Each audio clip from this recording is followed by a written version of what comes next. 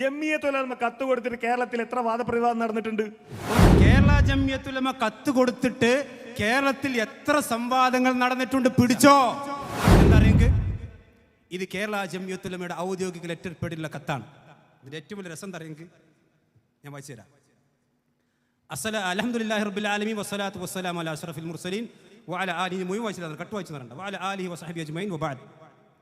മണ്ണാർക്കാട് മേഖലാ മുജാഹിദ് സംഘടനാ പ്രതിനിധികൾക്ക് അസ്സലാമു അലൈക്കും വറഹ്മത്തുള്ളാഹി.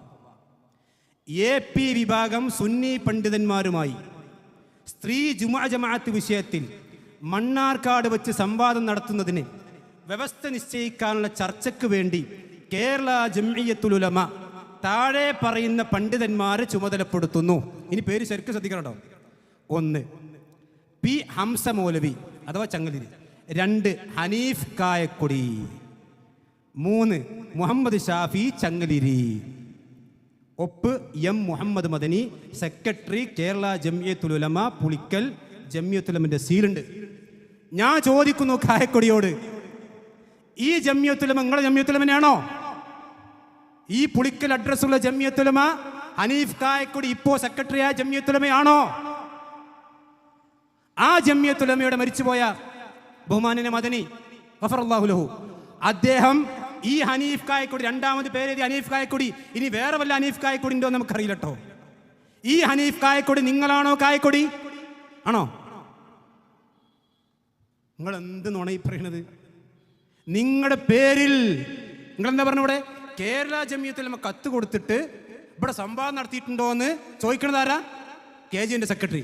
ആ സെക്രട്ടറിയുടെ പേര് വെച്ച് കേരള ജംഇയ്യത്തുൽ ഉലമ കത്ത് കൊടുത്തിട്ടുണ്ട് മണ്ണാർക്കാട് സംവാദത്തിൽ. നിങ്ങളെന്താ മറന്നുപോയോ?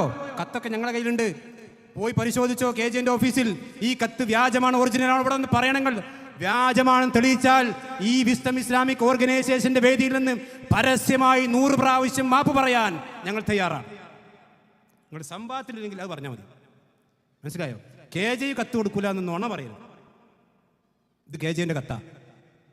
ഈ ഹനീഫ് കായക്കൊടിയാണോ? ഇയാൾ ഇന്ന് നിലവിലുള്ള KJന്റെ സെക്രട്ടറി ആണോ? ഞാൻ പറയുന്നു അയാൾ ആണെങ്കിൽ അയാളെ സ്ഥാനത്തിന് യോഗ്യതല്ല. 1, ഇയാൾ ഇതറിഞ്ഞിട്ടും മനഃപൂർവ്വം കളവ് പറഞ്ഞു. തൻ്റെ സ്വന്തം പേരിൽ, ഹനീഫ് കായക്കൊടിയുടെ സ്വന്തം പേരിൽ KJ കത്ത് കൊടുത്തിട്ടുണ്ട്. ഇയാളെ സംവാദം നടത്താൻ വേണ്ടി നിർണയിച്ചിട്ടുണ്ട്, പേര് കൊടുത്തിട്ടുണ്ട്. ഇത് കളവ് പറഞ്ഞു. അല്ലെങ്കിൽ അതുകൊണ്ട് അയാൾ ആ സ്ഥാനത്തിന് യോഗ്യനല്ല. രണ്ടാമത്, ഇനി അയാൾക്കത് അറിയില്ലെങ്കിൽ അയാൾ അത്ര യോഗ്യനല്ല. KJന്റെ ചരിത്രം പഠിക്കാത്ത ആളെങ്ങനെ KJന്റെ സെക്രട്ടറി ആകാം? അതുകൊണ്ട് വേഗം KJ മീറ്റിംഗ് കൂടി ഇത് തീരുമാനം ഉണ്ടാക്കണം.